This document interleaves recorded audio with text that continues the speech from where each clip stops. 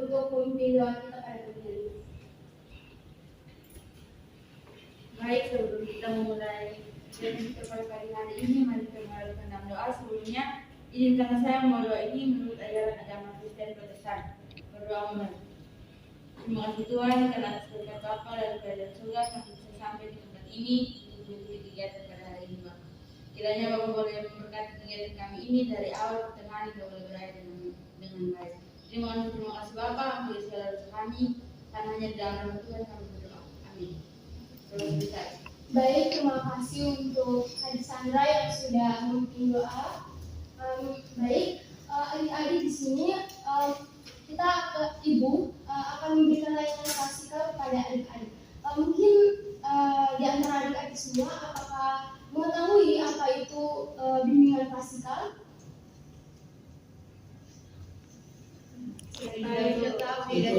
Tidak tahu ya. Baik, Ibu di sini akan mungkin sedikit menjelaskan kepada adik-adik semua tentang apa itu bimbingan klasikal. Jadi adik-adik, bimbingan klasikal itu merupakan sebuah layanan yang diberikan oleh konselor kepada peserta didik atau siswa-siswi di sekolah, di mana diberikan kepada satu rombongan kelas atau dalam satu kelas. Biasanya bimbingan klasikal ini diberikan kepada peserta didik yang bersifat sebagai pengembangan, pencegahan, serta pemeliharaan. Dan bimbingan klasikal ini bertujuan untuk membantu peserta didik atau konseli mencapai kemandirian dalam hidupnya, serta perkembangan yang utuh serta optimal dalam bidang pribadi, sosial, belajar, dan karir. Baik, di sini Ibu akan membawakan materi mengenai mengantisipasi dan mengatasi bullying di sekolah. Sebelum kita memulai bimbingan klasikal ini, mungkin Ibu meminta kesediaan dari adik-adik untuk kita melakukan game kecil yang bisa melatih konsentrasi adik-adik semuanya. Mungkin adik-adik semua bisa berdiri. Jadi permainannya ini jika Ibu bilang pegang telinga, berarti adik-adik pegang telinga. Terus jika pegang hidung berarti pegang hidung. Tetapi kalian konsentrasi lihat di Ibu ya. Kita mulai adik-adik saya. Pegang telinga. Cepat ya. Pegang hidung.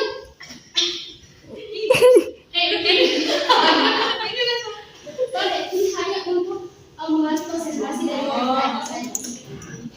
Pegang kening. Pegang telinga. Pegang kepala. Pegang pundak. Baik,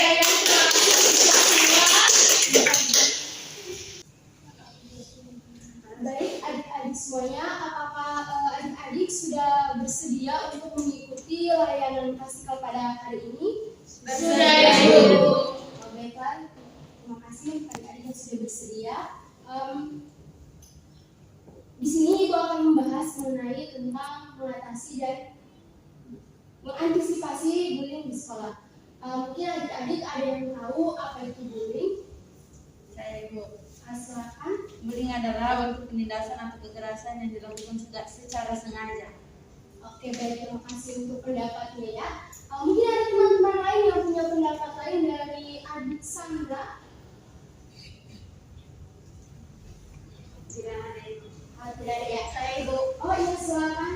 Kalau dari saya, mungkin tindakannya itu dapat menyebabkan seseorang itu sakit hati begitu, menyakiti pribadi orang tersebut. Oke, baik, terima kasih untuk pendapatnya.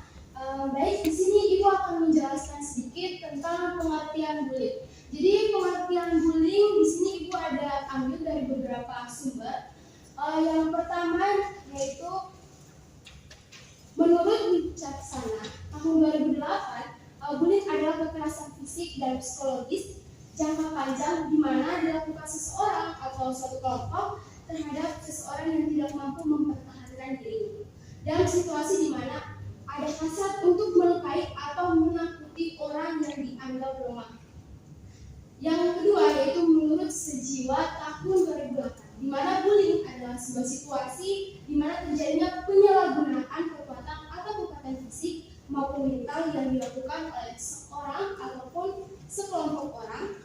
Dalam situasi ini korban tidak mampu membela atau mempertahankan dirinya.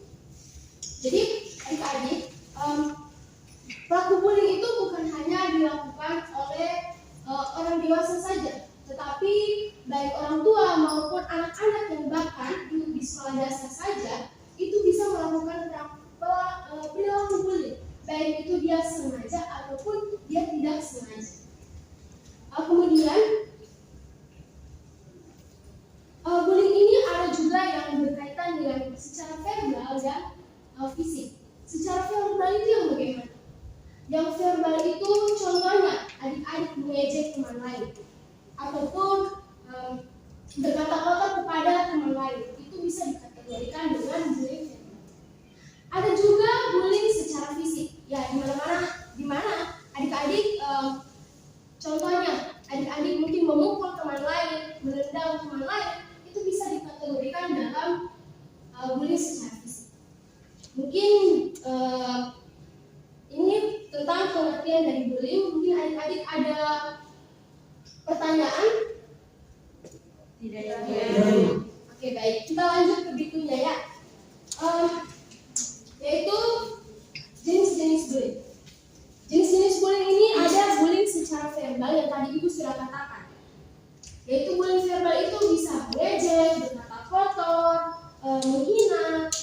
Itu bisa dikategorikan dengan bullying secara verbal. Yang kedua, bullying secara fisik. Ya adik-adik, itu yang tadi sudah Ibu katakan tadi bahwa menendang, memukul, menjambak itu dikategorikan dengan bullying secara fisik.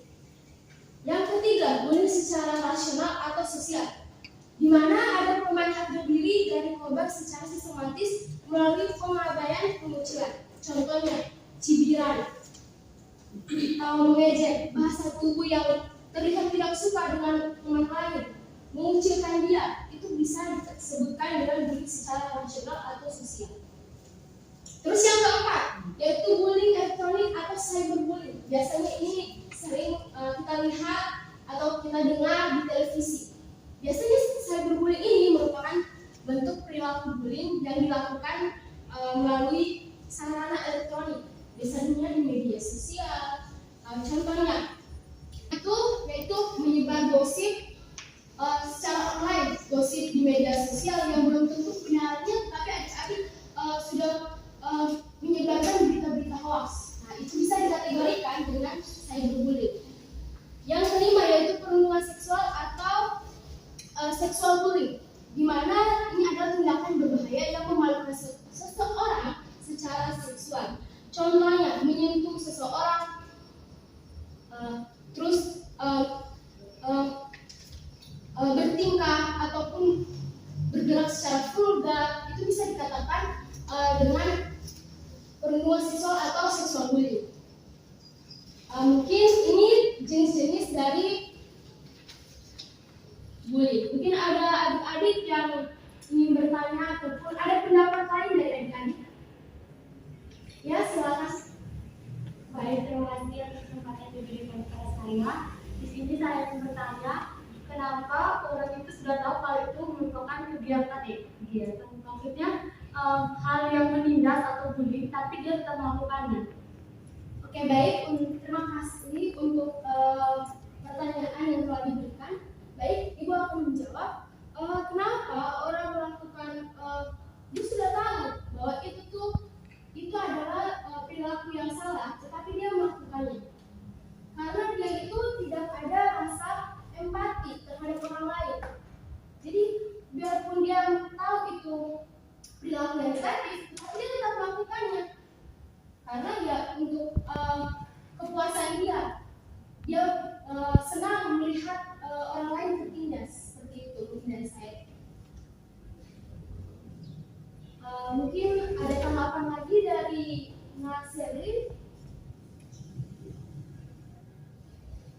Ya, silakan. Iki menanggapi Ibu, kalau untuk cara mengatasi hal tersebut itu seperti apa Ibu? Oke, baik ya. Cara mengatasinya,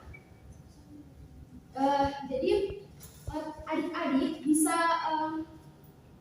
ketika adik-adik itu mendapat perilaku bullying dari teman lain, adik-adik harus berani untuk melaporkan kepada pihak sekolah, orang tua, ataupun kepada pihak yang berwajib. Tidak boleh ada rasa takut di dalam diri adik-adik menutupi apa yang mereka lakukan. Harus berani berbicara kepada orang lain tentang perilaku yang dilakukan oleh teman-teman adik seperti itu. Mungkin dari ibu, mungkin ada tanggapan lagi dari Iman. Oke, baik. Terima kasih. Kita lanjut ke materi berikutnya ya. Oke.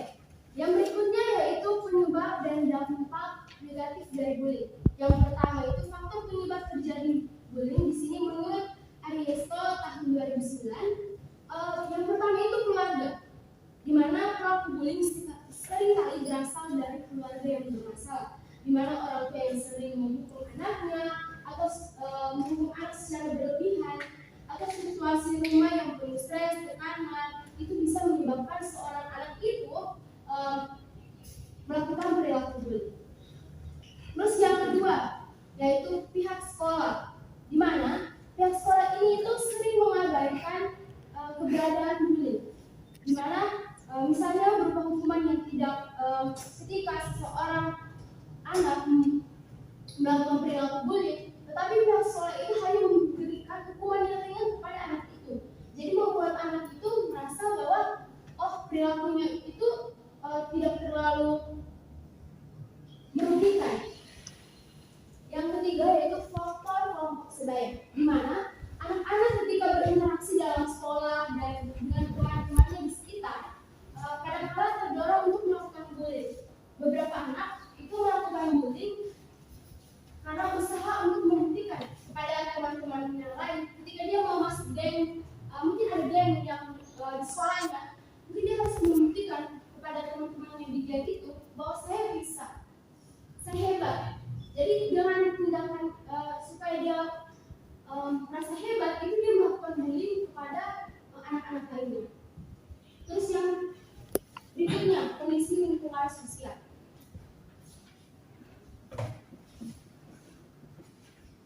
Kondisi lingkungan sosial dapat pula menjadi penyebabnya timbul perilaku bullying. Salah satu faktor lingkungan sosial yang menyebabkan tindakan bullying, adalah kemiskinan, di mana mereka yang hidup dalam kemiskinan akan berbuat apa saja demi memenuhi kebutuhannya. Contohnya pemalakan yang terjadi di sekolah. Anak-anak biasanya anak-anak yang mohon maaf yang memiliki ekonomi rendah biasanya memalak anak-anak lainnya untuk contoh meminta uang kepada anak-anak yang mereka rasa punya ekonomi yang lebih dari mereka, ataupun bisa sesama yang ekonomi rendah memalak dari ekonomi yang rendah juga. Yang terakhir yaitu tayangan televisi atau media cetak, di mana tayangan televisi, media cetak itu membentuk perilaku bullying. Contohnya yaitu mungkin adik-adik menonton di televisi mungkin film tentang mungkin film yang berkaitan dengan ada anak-anak di sekolah yang melakukan perundungan atau bullying kepada teman lainnya. Mungkin maksud film itu baik agar kita tidak melakukan perundungan ataupun bullying itu, tetapi anak ini malah mengambil, dia melihat bahwa tindakan bullying itu seperti ini, wah terlihat keren, jadi dia mengikutinya. Mungkin itu faktor yang menyebabkan bullying. Yang berikutnya yaitu dampak dari bullying. Yang pertama, rasa takut, stres, cemas hingga depresi berlebihan yang dialami si korban. Di mana si korban ini merasa takut karena selalu dihantui oleh perilaku yang dilakukan oleh temannya. Yang kedua, timbul keinginan untuk bunuh diri dan melukai diri sendiri. Anak yang menjadi korban dari bullying, dia akan merasa bahwa lebih baik dia bunuh diri saja daripada dia harus mengalami tindakan bullying terus-menerus. Lebih baik dia mengakhiri hidupnya. Karena mungkin menurut dia mengakhiri hidupnya itu dia akan terbebas dari perilaku bullying tersebut. Terus yang berikutnya, kesulitan tidur, nafsu makan menurun, suasana hati tidak stabil dan tidak berdaya. Maksudnya kesulitan tidur, anak itu selalu terbayang-bayang akan tindakan bullying yang dilakukan oleh temannya. Jadi itu yang menyebabkan dia itu kesulitan tidur karena dia itu selalu terbayang-bayang dengan perilaku bullying tersebut. Terus yang berikutnya, rendahnya rasa percaya diri, di mana anak-anak ini yang menjadi korban bullying, dia itu merasa kurang percaya diri karena apa yang dia akan lakukan ataupun dia ingin melakukan sesuatu, pasti dia merasa takut. Dia sudah merasa takut duluan karena dia takut dengan si pelaku bullying ini. Apakah nanti ketika dia ingin mencoba suatu hal, apakah itu akan berdampak bagus untuk dia, atau apakah setelah dia melakukan suatu hal itu dia malah mendapat dampak yang negatif dari perilaku bullying tersebut. Terus yang berikutnya, merasa kesepian dan terisolasi dari lingkungan sekitarnya. Jadi kenapa korban itu merasa kesepian? Karena menurut dia orang di sekitarnya dia itu tidak bisa memberikan kenyamanan kepada dirinya. Jadi dia ketika mau bergaul, dia ada rasa takut dalam dirinya karena dia sudah trauma dengan perilaku bullying yang dilakukan oleh temannya. Yang berikutnya, korban bullying cenderung sulit terbuka, apalagi percaya pada orang lain. Jadi biasanya korban bullying itu sulit percaya dengan orang lain karena sulit terbuka, karena dia merasa bahwa tidak ada yang bisa memahami dirinya. Dia menganggap bahwa semua orang itu akan melakukan bullying kepada dirinya, makanya dia itu merasa bahwa dia itu tidak bisa percaya kepada orang lain. Mungkin itu materi tentang faktor, penyebab, dan dampak dari bullying. Mungkin ada pertanyaan ataupun pendapat lain dari adik-adik semuanya. Silakan. Baik, silakan. Terima kasih untuk waktu kesempatan yang diberikan. Tadi Ibu telah menyampaikan tentang hal-hal yang akan terjadi ketika seseorang mengalami bullying. Jadi saya ingin bertanya, bagaimana cara kita memulihkan kondisi si korban bullying agar dia kembali percaya dan bisa menyadari kembali hidupnya lebih dulu. Terima kasih. Oke, baik. Kalau menurut Ibu ya, cara kita jadi apa? Memulihkan keadaan dia dan kembali percaya kepada orang lain. Kembali percaya kepada orang lain. Baik, kalau menurut Ibu, mungkin korban bullying ini diberikan konseling oleh guru BK. Diberikan lagi kepercayaan dirinya bahwa tidak semua orang di lingkungannya dia itu berperilaku negatif kepada dia. Masih ada orang lain yang peduli dengan dirinya. Mungkin saat dia mengalami perilaku bullying, dia merasa bahwa semua orang itu jahat, tetapi tidak semuanya itu seperti itu. Jadi mungkin juga kalau dia sudah sangat-sangat trauma, mungkin guru BK bisa mengalihkan alih tangan kepada seorang psikiater. Mungkin itu saja dari Ibu. Apakah bisa dipahami? Bisa dengan kata lain menimbang kembali rasa percayanya diri. Ya, seperti itu. Baik, sekarang kita ke materi selanjutnya, yaitu cara mencegah dan melawan bullying. Untuk mencegah agar tidak menjadi korban atau tindakan dari perilaku bullying, antara lain yang dapat kita lakukan adalah hindari membawa atau memakai barang-barang mahal atau uang yang berlebihan. Terus yang kedua, jangan sendirian, terutama di tempat-tempat yang sepi. Terus yang ketiga, hindari cari masalah dengan perilaku bullying. Terus yang keempat, jangan berada di dekat orang yang suka melakukan tindakan bullying atau berada di sekitar mereka. Yang berikutnya, kenali dan perhatikan perilaku bullying. Yang berikutnya, jangan ikut-ikutan atau kita jangan ikut-ikutan melakukan tindakan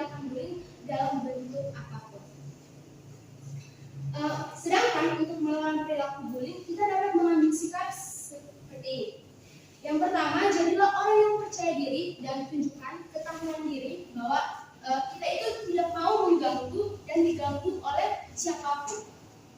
Dan yang kedua, bersikap tenang saat ada yang mengganggu. Jangan biarkan emosi kita itu terpancing.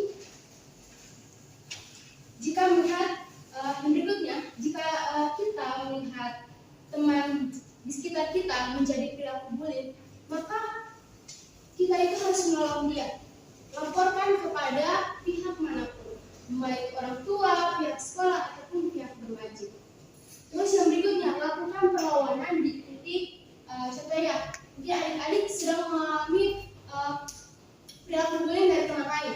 Adik-adik bisa berteriak, minta tolong, berteriak sekencang-kencangnya agar perilaku bullying ini mendapatkan pusat perhatian dari lingkungan kita. Jadi kalau dia sudah mendapatkan pusat perhatian dari lingkungan sekitar, itu dia akan menurunkan niatnya untuk bullying kepada kita.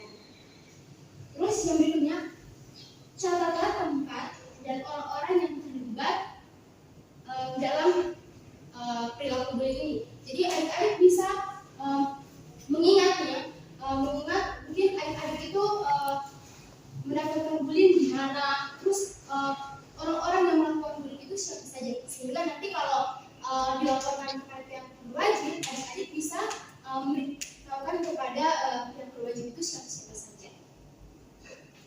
Baik, yang berikutnya yaitu mampu mengidentifikasi ciri pelaku bullying. Jadi yang pertama itu yaitu selalu ingin berkuasa. Di mana selalu ingin berkuasa ini maksudnya seorang pelaku bullying biasanya merasa dirinya itu paling hebat. Biasanya contohnya dia tuh menyuruh teman-temannya tolong sebenarnya pergi beli makanan kasih dia, ataupun mengerjakan tugas kasih dia. Itu bisa dikategorikan sebagai ciri pelaku bullying. Terus yang bersikap egois di mana dia itu lebih mementingkan dirinya sendiri daripada teman lainnya, lebih mementingkan kepentingan sendiri daripada kepentingan bersama. Terus yang kedua, yang ketiga yaitu mudah marah.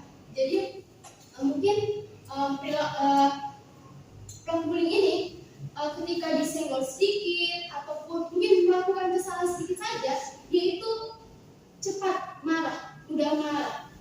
Terus yang berikutnya tidak merasa bersalah. Jadi ciri pelaku bullying ini ketika dia melakukan tindakan yang bersalah, perilaku yang bersalah, dia itu tidak akan meminta maaf. Tidak ada rasa penyesalan dalam dirinya bahwa dia itu telah melakukan suatu kesalahan. Yang berikutnya, tidak memiliki rasa empati dan rasa iba. Di mana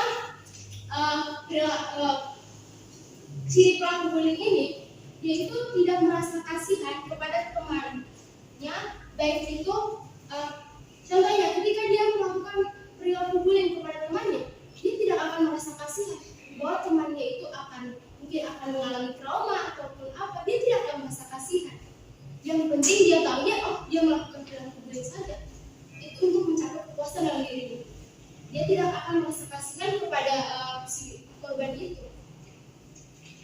Mungkin itu saja materi hari ini. Mungkin ada adik-adik yang ingin berpendapat yang lain ataupun ingin menambahkan atau masih kurang mengerti, saya persilakan. Ataupun ingin bertanya juga silakan.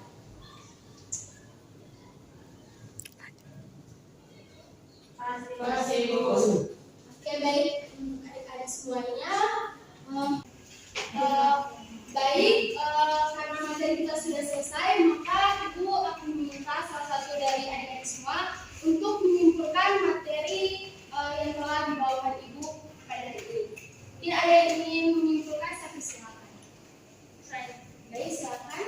Baik, menurut saya dari kesimpulan yang dapat saya berikan dari materi ini berikut itu, pelaku bullying bukan hanya orang dewasa, bahkan orang tua dan anak-anak yang masih di bawah sekolah dasar melakukan bullying, baik yang dilakukan secara sadar atau tidak sadar. Perilaku bullying biasanya dilakukan secara kontak verbal atau langsung, seperti mengejek atau berkata kotor, dan kontak fisik secara menghindar dan perilaku bullying ini memberikan dampak yang sangat parah kepada korban bullying karena akan memberikan efek yang membuat mental dia down ataupun mental dia tidak sehat. Terima kasih. Baik, terima kasih untuk Cici yang sudah memberikan kesimpulan. Baik, Ibu akan menyimpulkan materi pada hari ini, di mana bullying merupakan segala bentuk penindasan atau kekerasan yang dilakukan dengan sengaja ataupun tidak disengaja oleh satu orang ataupun sekelompok orang yang lebih kuat atau berkuasa terhadap orang lain, dengan tujuannya itu untuk menyakiti ataupun dilakukan secara terus-menerus. Kemudian, mengapa pentingnya kita harus mengatasi ataupun mengatasi bullying di sekolah ini? Karena agar peserta didik dapat mengetahui apakah dia menjadi korban atau pelaku dari bullying. Jadi ketika mungkin ada teman yang mendapatkan perilaku bullying, adik-adik semuanya bisa melakukan perlawanan ataupun bisa melaporkan kejadian yang dialami teman lainnya kepada orang tua, pihak sekolah ataupun pihak berwajib. Mungkin itu saja kesimpulan yang dapat Ibu berikan kepada adik-adik semuanya. Baik, kalau waktu kita sudah selesai, mungkin nanti pertemuan kita berikutnya nanti 2 minggu ke depan ya. Ya Bu, ya Bu. Baik, untuk adik-adik semuanya terima kasih karena sudah bersedia mengikuti layanan bimbingan fisikal pada hari ini. Mungkin adik-adik salah satu memimpin doa penutup pada hari ini.